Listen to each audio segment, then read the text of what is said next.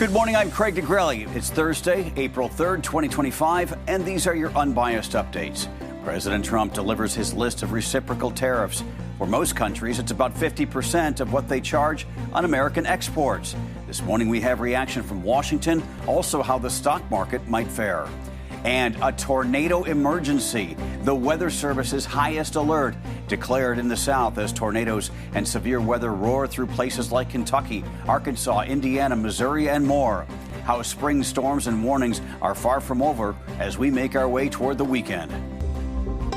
From the Straight Arrow News Studio, bringing the stories that matter to you from across the United States and around the world, these are today's Unbiased Updates. President Trump has officially revealed his list of reciprocal tariffs against more than 180 countries and territories across the world.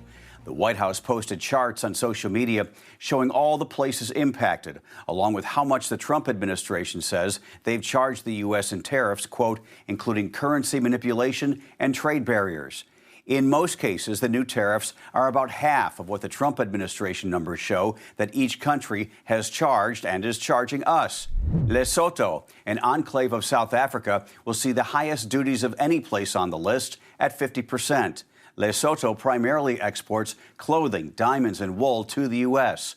Other examples include China, 34%, the European Union, 20%, Japan, 24%, and so on.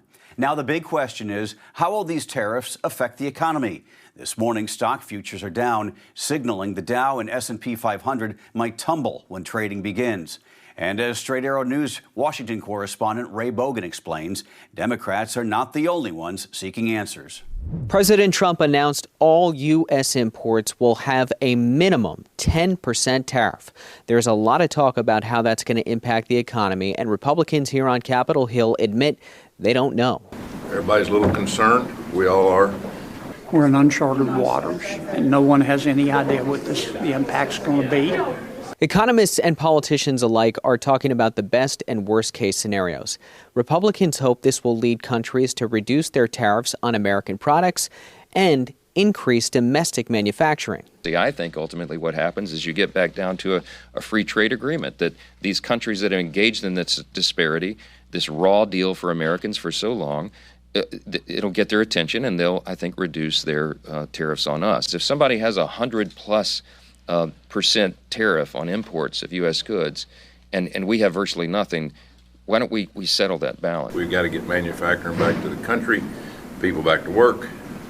Better way to do that is tariffs. So let's give it a shot and see what happens. The worst case scenario is supply chains don't really change, and therefore Americans are paying higher prices for those imported products. So far in his time as president, costs have gone up, and tariffs will simply raise them further. The tariffs have already had a big impact on the economy. Since February, when President Trump started previewing his tariff plans, U.S. stocks have lost $5 trillion in value.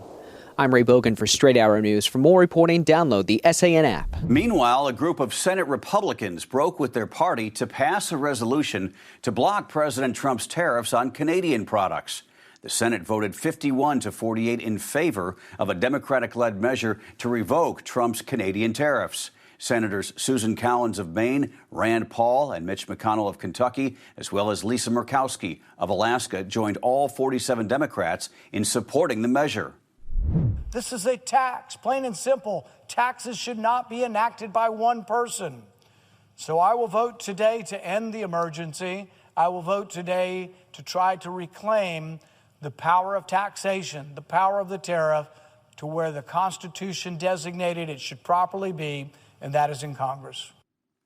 While the resolution is not expected to go anywhere in the House, it represents a significant break in the Republican Party, even after the president tried to pressure the 4 GOP senators in a post on his Truth Social platform, telling them to get on board the Republican bandwagon and penalize Canada for allowing large amounts of fentanyl to be sold in the U.S.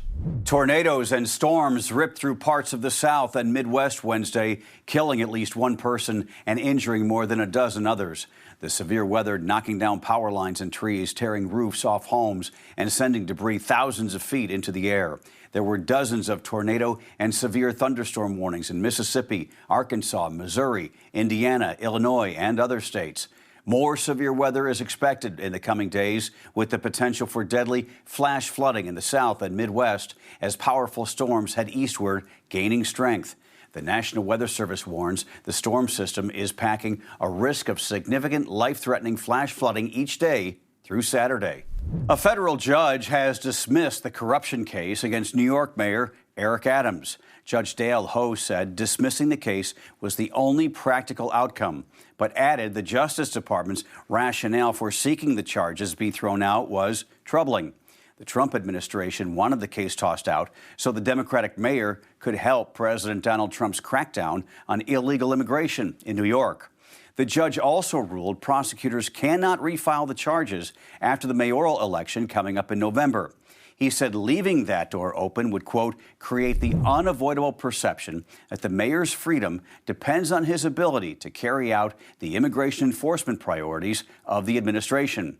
There are now talks in New York that Adams might run for re-election as an independent. Former Governor Andrew Cuomo is expected to win the Democratic primary in June.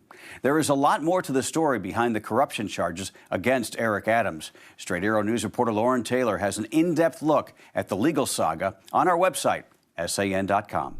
Fewer food and drug inspections will be done at the Food and Drug Administration because of layoffs to support staff. That's according to a couple of top officials. Around 170 employees were let go from the FDA's Office of Inspections and Investigation, two unnamed federal officials told CBS News. One official says the Inspections and Investigations Office must now work with the FDA's drug, device, and food centers to determine their workload for the rest of the year. Another official says the agency will need to cut back on routine surveillance inspections for more pressing needs, such as inspections of companies the agency alerted to security risks or follow-up visits to make sure drug manufacturers and food producers address prior violations. The Department of Health and Human Services had said layoffs ordered by HHS Secretary Robert F. Kennedy Jr. involving thousands of employees at the department would not impact FDA inspectors. Finally, the defending world champions of baseball are off to a scorching hot start. The Los Angeles Dodgers are undefeated. So are they unstoppable? Straight Arrow News sports reporter Chris Francis has more on who could challenge the Dodgers as the Major League Baseball season picks up steam. As of Tuesday, the Los Angeles Dodgers are the first World Series champions to start a season 7-0 since the 1933 Yankees. Quite the accomplishment. Let's take a look at how they're doing it and whether or not this record start is sustainable. Not surprising, with the starting staff they have, they are getting great pitching, even factoring in rookie Roki Sasaki's early struggles. The offense is as expected as well. 6 of their 7 wins have come by 2 runs or more, and they're outscoring opponents 39-18 so far. Newcomer Michael Conforto says there are no weaknesses in the lineup. You know, when you have good hitter after good hitter, you know, it can be tiresome for the other team. I mean, you know, just constantly, you know, taking some good pitches, some good pitchers' pitches, staying on some fastballs. Scary to think what things might look like when Freddie Freeman and Mookie Betts are fully healthy. Betts already has a walk-off homer this year after losing 20 pounds because of a stomach virus. The record for wins in a single season is 116, held by the 2001 Seattle Mariners, who lost to the Yankees in the American League Championship that year. In other words, it's a long season, and even with overwhelming numbers now, there's no guarantee that will lead to a second straight championship for the Dodgers. In fact, there are several teams who are raising their hands to say, hey, look at us, we're off to a hot start as well, and we'd like to challenge the champs. Chief among them, LA's division rival, the San Diego Padres, who are off to their own 7-0 start, the first in team history. They're outscoring opponents 31-9 and swept the surprisingly winless Atlanta Braves to open the season. Then they took care of the defending AL Central champion Guardians, including a win for Kyle Hart, his first since 2020. Feels great. I mean, listen, it's a good ball club. Off to a good start, clearly. Playing really good baseball across the board. Pitching, congratulations to Kyle getting his first big league win. Solid 5, doing all phases. The pitching, the bullpen's been great. Situational hitting, defense, base running. Everything's on point. And they're not the only two teams dialed in to start the year. The Giants, in the same division, are keeping pace. In the American League, the Jays and Rangers lead the way, and the Yankees, with their torpedo bats, have scored an MLB-leading 41 runs in their fast start. Even with their hot start, the Dodgers are clearly not satisfied. Wednesday, they traded for some speed, getting Estieri Ruiz from the A's. Ruiz set the American League rookie record for stolen bases in 2023. For Straight Arrow News, I'm Chris Francis. And a late-breaking update. Ohtani hit a walk-off home run last night. The Dodgers beat the Braves in dramatic fashion. They are now 8-0, almost right on cue for our broadcast. Those are your unbiased updates for this Thursday. We'll see you back here tomorrow. For all of us here at Straight Arrow News, I'm Craig DeGrelli. Have a great day.